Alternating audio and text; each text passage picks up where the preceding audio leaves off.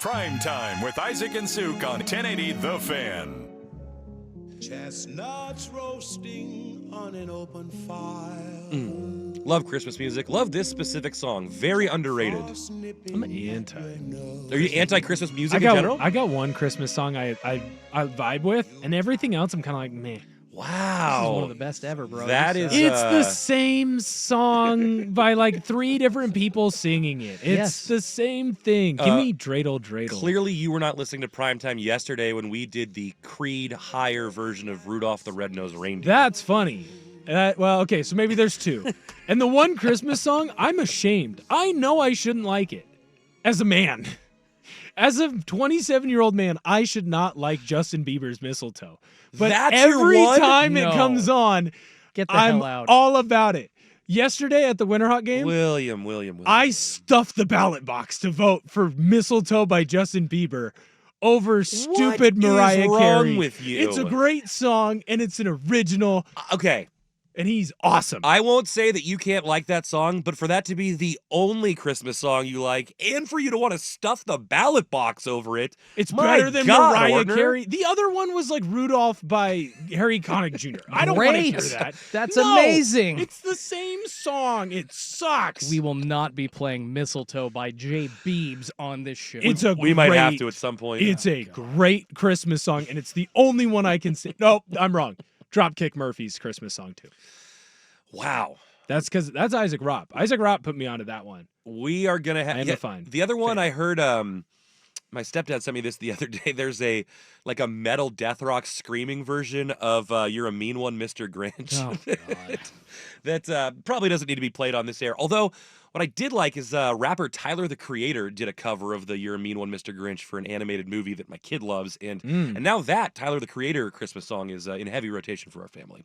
But let's get back onto the college football path trail, the college football cocktail, as it were. And with Jake Dickert leaving Washington State, I guess my first question is, how bad does it get, and what does the immediate future look like?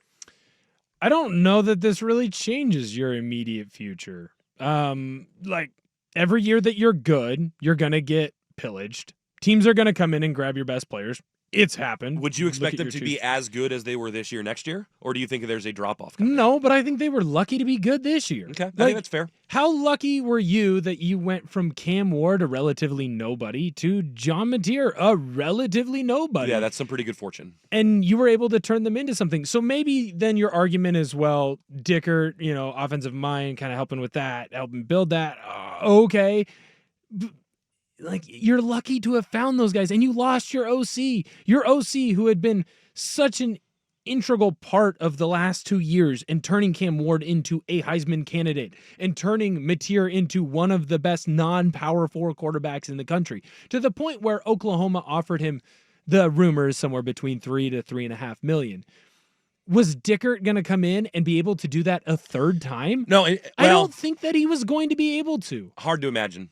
Yeah. You know what I mean? So how much does it change? I don't know. I think what we're going to see here with Washington State is where their headspace is at, because I think there are 2 to 3 different avenues that you could go down here. You go and you try and find a Kurt Signetti type of a hire, a guy who has been a lifelong OC, DC, has been successful everywhere he's been. Maybe he's an FCS Yeah, someone who's type been of coach. absolutely thriving just one level below kind of a deal. And you finally go give him his opportunity, because that's what Indiana did.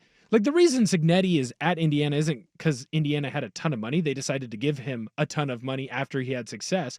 But the whole reason for them to get him was he wasn't a splashy hire. It was, hey, this guy has been successful. Let's go see if he can be successful here, because he's been successful in a smaller school and has transitioned them into a bigger school, into an FBS school. They're an FCS power, James Madison. Now they're an FBS, relatively good group of 5 team. Do you go that route?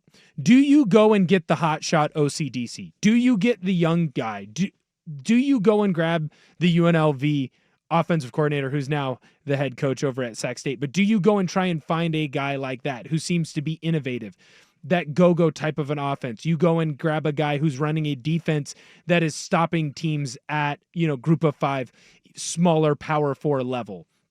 If you go and grab that guy, understand that if he is what you think he will be, he's gone in 3. That's what will happen. Like, that's kind of what Jake Dickert is. And that's the brutal part of it is there any avenue that doesn't include you being a stepping stone and also not being good? No. There is a special way to do it, but can you find a Kirk Ferentz? Can you find a Schneider like down at Kansas State? Even to a lesser degree, can you find your Mike Riley? Is there a guy who played at Washington State or grew up in the area and who looks at Washington State and says, this is my peak. This is what I'm going to be. I understand that if I'm a good head football coach, my OC and DC, they're going to get taken away from me. Anytime I have a good coach, they're gone. If I have a good player, the year that he pops, he's either to the NFL or he's getting stolen. But I don't care because I want to be here. And then you also have to have buy-in from the athletic department where they go, there's going to be a couple years where we barely win 3 games. But there's also going to be years where it's a little more special. And we're doing it with 3-star guys probably as your top recruit. Yeah. You're not going to get the 4-star guy. Your 3-star guys are going to be the bulk of what you are. Or the rest is going to be no star. So if you can find that guy, I don't know that guy's out there. I don't see him. And I think that's why the timing is the worst for WSU, because I would have went and made a call to Eck at Idaho. He just took the New Mexico job. I would have made a call to the UNLV OC, whose name escapes me right now. It's Brennan Marion. Thank you. I kept wanting to say Moore, and I knew Brennan that was wrong. Marion, he runs this go-go offense. He went through 2 different quarterbacks this year. They both flourished. Matthew Sluka was awesome. Yeah, and then he was the kid offense. Because he wasn't getting his NIL that just quit after like 4 games. And then Haj Malik Williams was great this year. Yeah. And they ran the football well. And here's the other thing that's so impressive about Marion in that offense. Haj Malik Williams is a thrower who can run a little bit. Matthew Sluka is a runner who can throw a little bit. You have 2 different styles, and your only losses are to Syracuse, a very good Power 4 team this year, and twice to Boise State, a playoff team this year.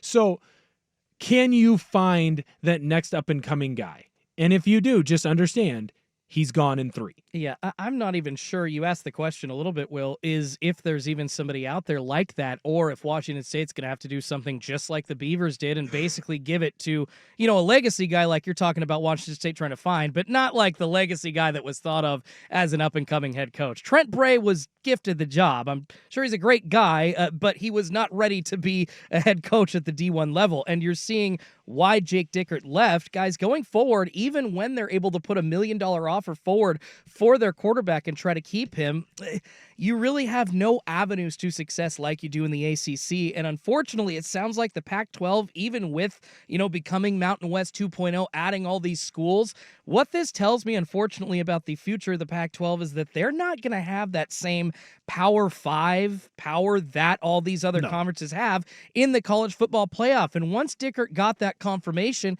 he gone. There is no point for any coach that sees himself like at a place worth any salt stopping at Washington State, because it's just going to be too hard for him. And this is a sport that is hyper competitive, and everyone is trying to get to the highest level and achieve at the highest level they can, and that also comes with a lot of money. So as we said at the beginning of this conversation, we can't expect people like Jake Dickert to really do anything differently. The question is whether Washington State can do anything to kind of break the cycle that they're in, and I think in the current landscape that's going to be tremendously difficult. Maybe you go and make a call to a Bronco Mendenhall type. Maybe that's what you do, because that's a guy who he had success at New Mexico. He had a field storming at New Mexico.